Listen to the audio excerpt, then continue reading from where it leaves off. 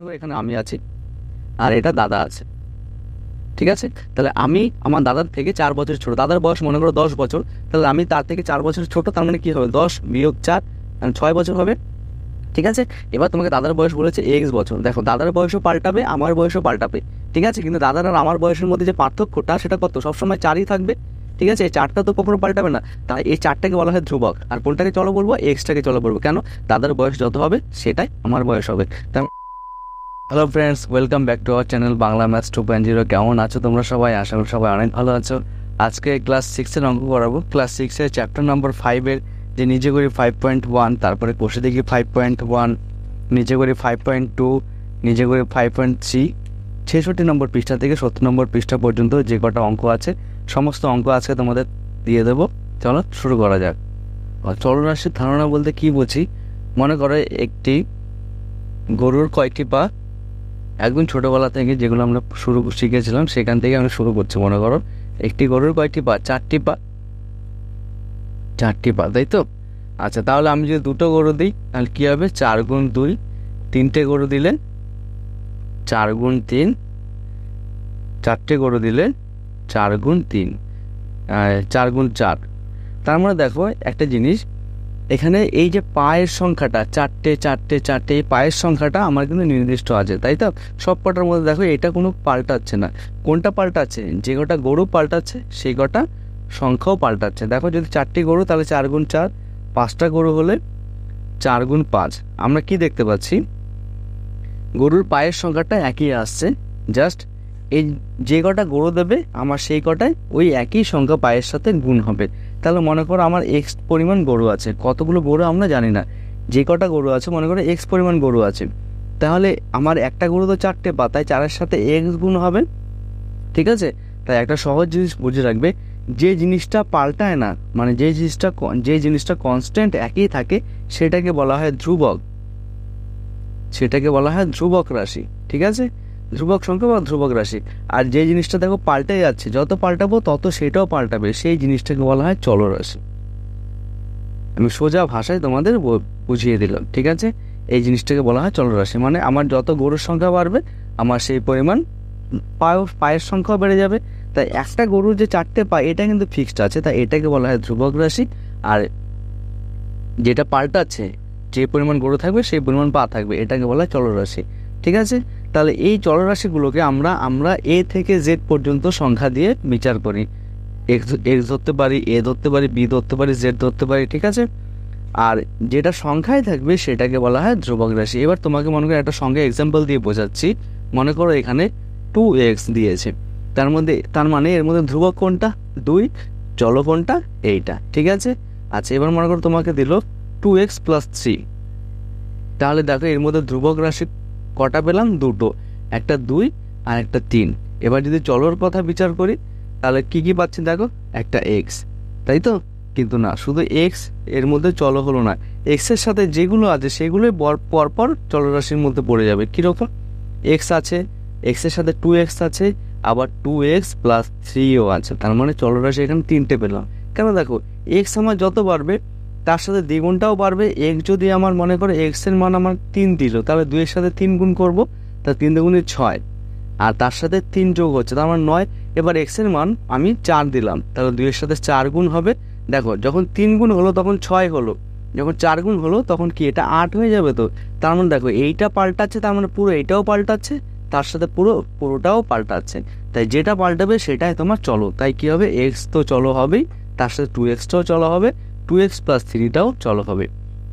তাই গোদা বাংলায় যদি বলি তাহলে যেটা এক্সের যদি মানে চলরাশির মধ্যে যেগুলো থাকবে সেগুলো সমস্ত আলাদা আলাদাভাবে চলরাশির মধ্যে হয়, আর শুধুমাত্র সংখ্যাগুলো হয় ধ্রুবক রাশি। বোঝা গেছে? আশা করি বোঝা গেছে। চলো এবার নিজে করি যে 5.1-এর অঙ্কটা বলেছে। কি বলেছে দেখো, একটা ত্রিভুজ দিয়েছে যার বাহু XYZ, এই ত্রিভুজের পরিসীমা XYZ দিয়ে প্রকাশ করতে হবে। তাহলে আমি এখানে দেখাই, এই একটা ত্রিভুজ দিয়েছে, এটা এক্স, এটা ওয়াই, এটা জেড, একক কি সেমিতে আছে। তাহলে ত্রিভুজের পরিসীমা বলতে কি বুঝি আমরা, পরিসীমা মানে বাইরের চারিধারে মোট দৈর্ঘ্যটা, এটাই আমরা পরিসীমা বুঝি। তাহলে দেখো চারিধারের মোট দৈর্ঘ্য এটা এক্স, তাহলে পরিসীমা মানে কি, বাহুগুলোর যোগফল বার করলে সেটা পরিসীমা বেরিয়ে যাবে।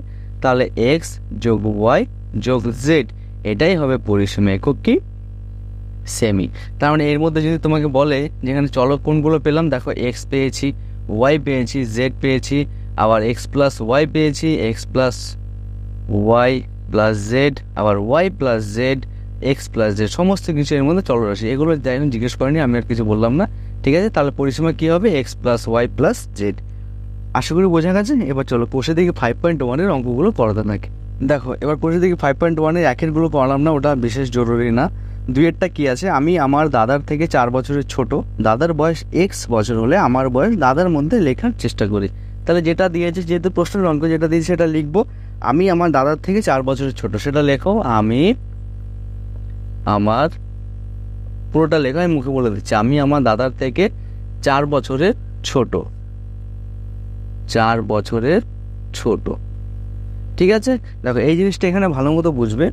বলেছে আমি আমার দাদার থেকে, মনে করো এখানে আমি আছি আর এটা দাদা আছে, ঠিক আছে। তাহলে আমি আমার দাদার থেকে 4 বছর ছোট, দাদার বয়স মনে করো 10 বছর, তাহলে আমি তার থেকে 4 বছর ছোট, তার মানে কি হবে 10 বিয়োগ 4, মানে 6 বছর হবে, ঠিক আছে। এবার তোমাকে দাদার বয়স বলেছে এক্স বছর। দেখো দাদার বয়সও পাল্টাবে, আমার বয়সও পাল্টাবে, ঠিক আছে। কিন্তু দাদার আর আমার বয়সের মধ্যে যে পার্থক্যটা, সেটা কত, সবসময় 4ই থাকবে, ঠিক আছে। এই 4টা তো কখনো পাল্টাবে না। দাদার বয়স যত বাড়বে আমার বয়সও ততই বাড়বে, কিন্তু পার্থক্যটা, এদের মধ্যে যে পার্থক্য, সেটা তো 4 বছরই থাকবে, ঠিক আছে। কারণ দাদার বয়সও বাড়ছে, আমার বয়সও বাড়ছে, তাই এই 4টাকে বলা হয় ধ্রুবক। আর কোনটাকে চলো বলবো, এক্সটাকে চলো বলবো। কেন, দাদার বয়স যত হবে সেটাই আমার বয়স হবে। তার মানে কি হবে, দাদার বয়স বলেছে এক্স বছর, দাদার বয়স এক্স বছর, তবে আমার বয়স কত, আমার বয়স কি হবে বলো, দাদার বয়স যা তার থেকে 4 বছরের ছোট আমি, সুতরাং আমার বয়স কি হবে, এক্স বিয়োগ 4 বছর। এইবার দাদার বয়স যদি দিয়ে দেয় 10 হলে, তাহলে আমার 6 হবে, 12 হলে আমার 8 হবে, 16 হলে আমার কত হবে, 12 হবে, বুঝতে পেরেছ। তাহলে এইটা তোমাকে বার করতে বলেছে যে আমার বয়স কত, এক্স মাইনাস 4। এখানে যদি তোমাকে চলো বার করতে বলে, তাহলে কী হবে বলো, এক্স হবে, আবার এক্স বিয়োগ 4 হবে। কেন, এক্সের মানও পাল্টাবে, এক্সের মানের সাথে সাথে এক্স মাইনাস 4-এর মানও পাল্টাবে, যেটা পাল্টাবে সেটাকে চলো বলা হয়, ঠিক আছে। আর ধ্রুবক কোনটা হবে, শুধু 4 হবে, বোঝা গেছে। আচ্ছা চলো এবার 3-এর অঙ্কটা করি। 3-এরটা বলেছে রফিকা বেগম ও আজমা খাতুন মালা তৈরি করেছে। রফিকা বেগম যতগুলি মালা গাঁথলো, আজমা খাতুন তার থেকে 6টি মালা বেশি গাঁথলো। তাহলে কে বেশি গাঁথলো, আজমা খাতুন। রফিকা বেগম যতগুলি মালা গেঁথেছে, তাহলে আজমা খাতুন কতগুলি মালা গাঁথলো তার সংখ্যা জানার হিসাব করি। দেখো এখানে সম্পর্কটা কি বলেছে, রফিকা বেগম যতগুলি মালা গাঁথলো, আজমা খাতুন তার থেকে বেশি গেঁথেছে। একটা হচ্ছে রফিকা বেগম, তার মানে লিখবো কি, রফিকা বেগম, এখানে ধরি বলে লিখতে হবে, ধরি। রফিকা বেগম মালা গেঁথেছে, মালা গেঁথেছে এক্সটি, ঠিক আছে। তাহলে সেই সম্পর্কটা যেটা দিয়েছে সেটা লিখবো, যে আজমা খাতুন 6টি মালা বেশি গাঁথে, সুতরাং কি হবে, আজমা খাতুন মালা গাঁথে, আজমা খাতুন মালা গাঁথে কি হবে, রফিকা বেগম গেঁথেছে এক্সটি, আর আজমা খাতুন তার থেকে 6টি মালা বেশি গাঁথে, সুতরাং এক্স যোগ 6, ঠিক আছে। এটাই হবে উত্তর, হ্যাঁ। আচ্ছা এবার দেখো 5-এরটা বলেছে, 5-এরটা না 4-এরটা বলেছে, আমাদের দোকানে অনেকগুলি মোম রঙের প্যাকেট আছে, প্রতি প্যাকেটে 12টি মোম রং আছে, প্যাকেট না গুনে দোকানে মোট কতগুলি মোম রং আছে সেটা হিসেব করি। দেখো প্রতিটি প্যাকেটে, এটা 4-এরটা, প্রতিটি প্যাকেটে মোম আছে কয়টি, 12টি। এবার এখানে একটা জিনিস বুঝবে, প্যাকেট যতগুলি থাকবে প্রত্যেকটা প্যাকেটে 12টি করে। প্যাকেট যদি 4টি হয় তাহলে 4 গুণ 12, যদি 5টি হয় 5 গুণ 12, 6টি প্যাকেট হলে 6 গুণ 12। কেন, প্রত্যেকটা প্যাকেটে 12টি। দেখো প্রত্যেকটা প্যাকেটের সংখ্যা কিন্তু আমার একই রইল, পাল্টাচ্ছে না, পাল্টাচ্ছে কোনটা, প্যাকেটের সংখ্যাটা, ঠিক আছে। তাই কি লিখবো, ধরি মোট প্যাকেট এক্সটি, সুতরাং মোম আছে কি হবে বলো, একটা প্যাকেটে যদি 12টা হয় তাহলে এক্সটি প্যাকেট আছে, তাহলে এক্সটি প্যাকেটে কী হবে, অবশ্যই এক্স গুণ 12টি।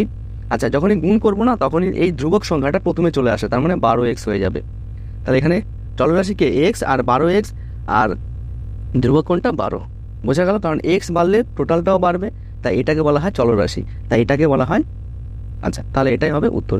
চলো এবার পরের অঙ্ক করি। দেখো 5-এরটা বলেছে, আজ আমাদের স্কুলের অনুষ্ঠানে আমরা অনেকগুলি সারিতে বসেছি, প্রতি সারিতে যদি 15 জন বসি তবে আজ আমরা মোট কতজন স্কুলের অনুষ্ঠানে বসেছি হিসাব করে দেখি। প্রতি সারিতে 15 জন, তাহলে কি লিখবো, একইভাবে লিখবো যে ধরি মোট সারি, মোট সারির সংখ্যা বা মোট সারি এক্সটি ধরলাম, ঠিক আছে, এক্সটি ধরলাম। তাহলে প্রতি সারিতে কতজন করে বসি? প্রতি সারিতে বসি কতজন? বলেছে 15 জন, ঠিক আছে। তাহলে দেখো সারি যত বাড়বে আমার মোট সংখ্যাও ততই বাড়বে। তাহলে সারি ধরেছি এক্সটি, তাহলে প্রতি সারিতে যদি 15টি হয় তাহলে মোট কি লিখবো? মোট জনসংখ্যা, ঠিক আছে। কি হবে? মোট সারি হচ্ছে এক্সটি, প্রতি সারিতে 15টি করে, তাহলে এক্স গুণ 15 জন অর্থাৎ 15x জন। বোঝা গেছে? প্রতি সারির সাথে মানে মোট সারির সাথে প্রতি সারিতে কতজন করে বসে সেটা গুণ করলে বেরিয়ে যাবে, এটা অবশ্যই যোগ হবে না।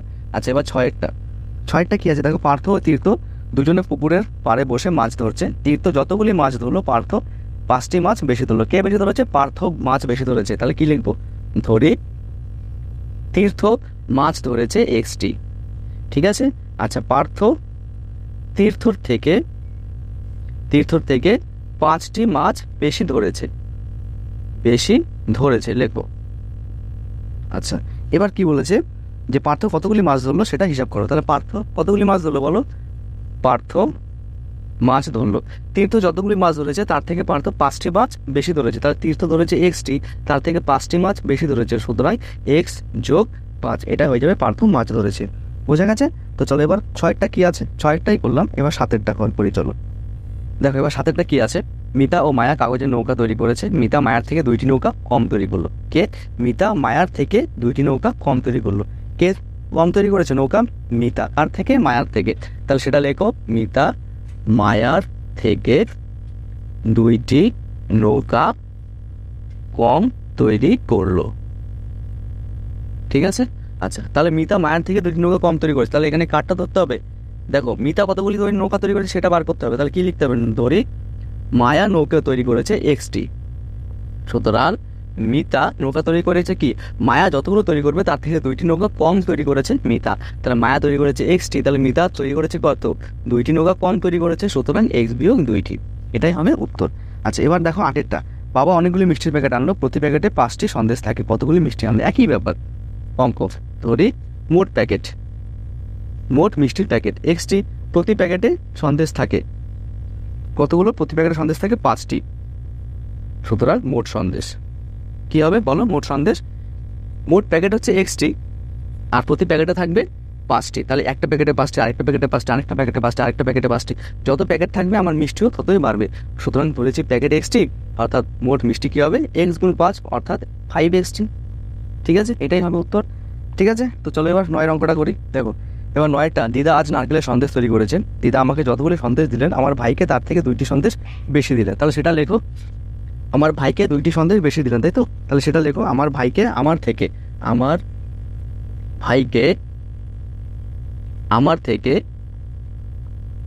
2টি সন্দেশ বেশি দিলেন, 2টি সন্দেশ বেশি দিলেন। আমি মুখে বলছি, তোমরা লিখে নাও, ঠিক আছে, কারণ লিখতে গেলে অনেক সময় লেগে যাবে। আমার ভাইকে আমার থেকে 2টি সন্দেশ বেশি দিলেন, তাহলে এখানে কে বেশি পেলো? ভাই বেশি পেলো, তাই তো। আচ্ছা, বলেছে আমার বোনকে 3টি সন্দেশ কম দিলেন, তাহলে সেটাও লেখো, বোনকে 3টি সন্দেশ কম দিলেন, এটা বেশি ছিল, আর বোনকে 3টি সন্দেশ কম দিলেন। তাহলে ভাই ও বোনকে কতগুলি সন্দেশ দিলেন তা আমার সন্দেশের পাওয়ার সাপেক্ষে হিসাব করো। তাহলে এখানে লিখতে হবে কি? ধরি আমাকে সন্দেশ দিলেন, ধরি আমাকে সন্দেশ দিলেন কতগুলো? এক্সটি। দেখো আমি যতগুলো পাবো তার উপরে নির্ভর করছে আমার ভাই কটা পেয়েছে, আমার বোন কটা পেয়েছে।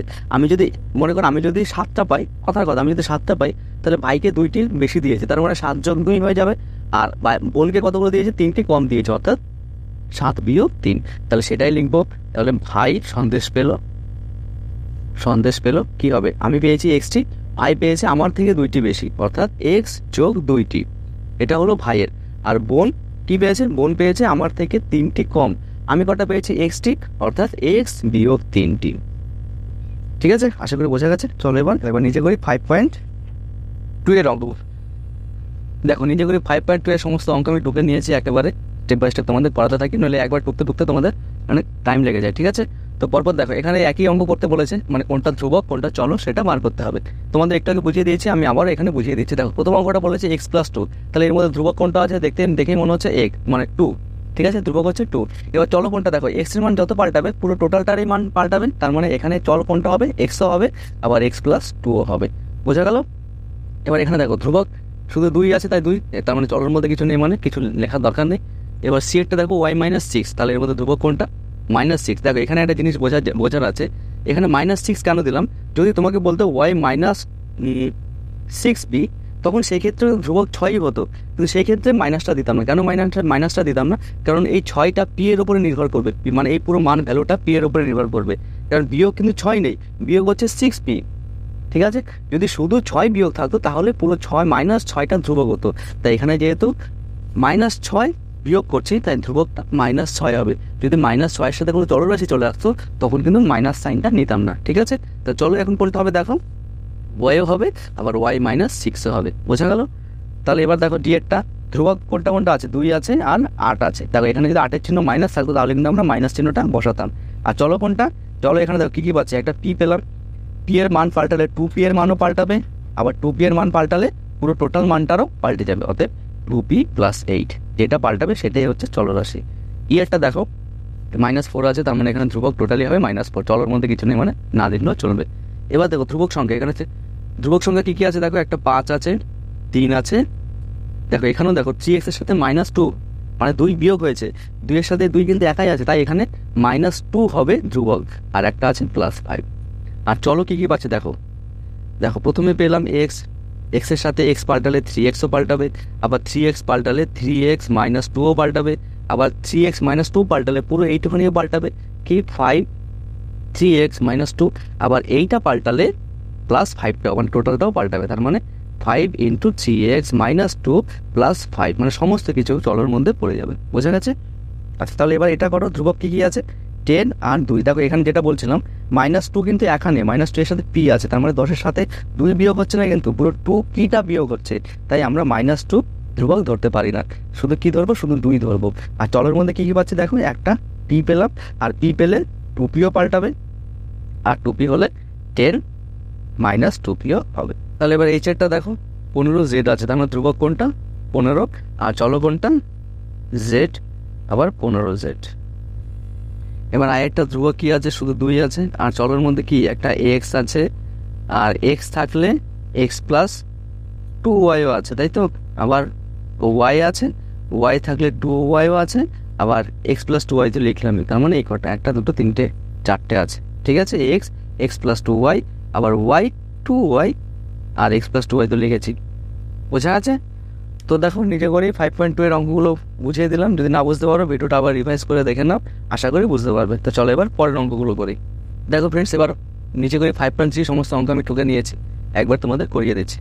দেখো এগুলো সিম্বল দিয়ে তোমাদের দেখিয়ে যে আমাদের মানে এগুলো কি আছে, সিম্বল দিয়ে লেখা আছে, আমাদের কথাই লিখবো। দেখো প্রথমে কি আছে, ওয়াই এর সাথে 6 আছে, তার মানে কী হবে, ওয়াই ও 6 এর যোগফল। ঠিক আছে, আরেকভাবে লেখা যায় ওয়াই এর সাথে 6 এর যোগ। ঠিক আছে, ওয়াই যোগ 6 যেভাবে সেভাবে লিখতে পারো। এটা কি আছে, এ এর সাথে 2 বিয়োগফল, অথবা এ ও 2 এর বিয়োগ বা বিয়োগফল। বোঝা গেল? আচ্ছা ওয়াই এর সাথে একটা 5 গুণ আকার আছে, দেখো গুণটা চিহ্ন দিয়ে না দিলেও বোঝা যায়, তার মানে কি হবে, ওয়াই এর 5 গুণ, ওয়াই এর 5 গুণ বা ওয়াই এর 5 গুণ ফল। এটা দেখো এ এর সাথে 9 ভাগ আছে, তার মানে কি হবে, এ এর সাথে 9 ভাগ বা ভাগফল। এটা কি 3x আছে, তার মানে x এর 3 গুণ, সেটাই লিখবে x এর 3 গুণ। তারপরে কি আছে দেখো 5x এর সাথে 2 যোগ আছে, তার মানে কি হবে, x এর 5 গুণের সাথে x এর 5 গুণের সাথে 2 যোগ বা যোগফল, 2 যোগ বা 2 যোগফল। ঠিক আছে, আচ্ছা a + b আছে, অর্থাৎ কি লিখবো, a ও b এর যোগফল। আমি মুখে বলে দিচ্ছি, তোমরা লিখে নাও।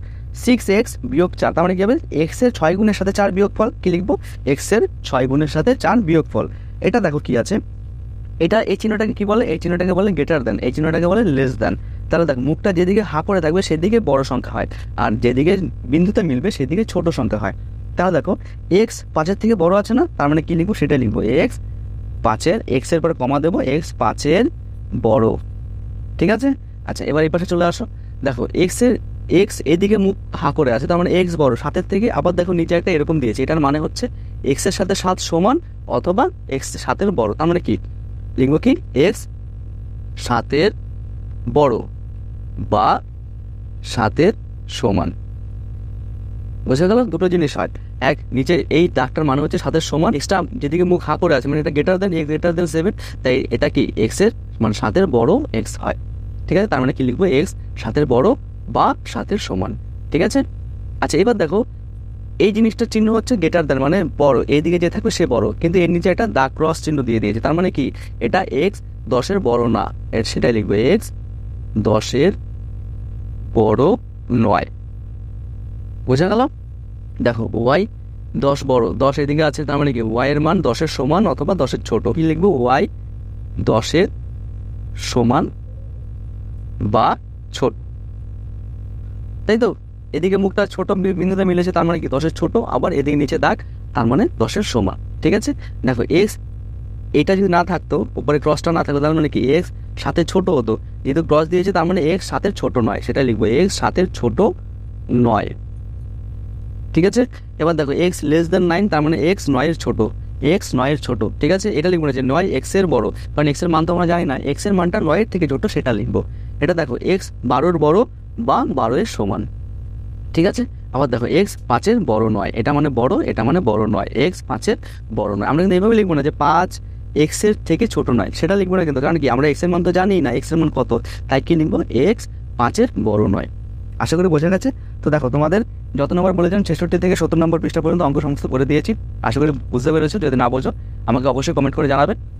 তো এরপরে যে করে দেখি 5.2 এর অঙ্কগুলো আছে, সেই অঙ্কগুলো আমি সমস্ত অঙ্ক একটা ক্লাসে দিয়ে দেবো। সেই অঙ্কগুলো পেতে হলে অবশ্যই চ্যানেলটিকে সাবস্ক্রাইব করে পাশে থাকা বেল আইকনটি অন করে রাখবে। ভিডিওটি শেষ পর্যন্ত দেখার জন্য অসংখ্য ধন্যবাদ। যদি ভিডিও ভালো লাগে অবশ্যই একটা লাইক কমেন্ট শেয়ার করে দিও। আবারও দেখা হচ্ছে নতুন একটি ক্লাস নিয়ে, ততক্ষণে ভালো থেকো।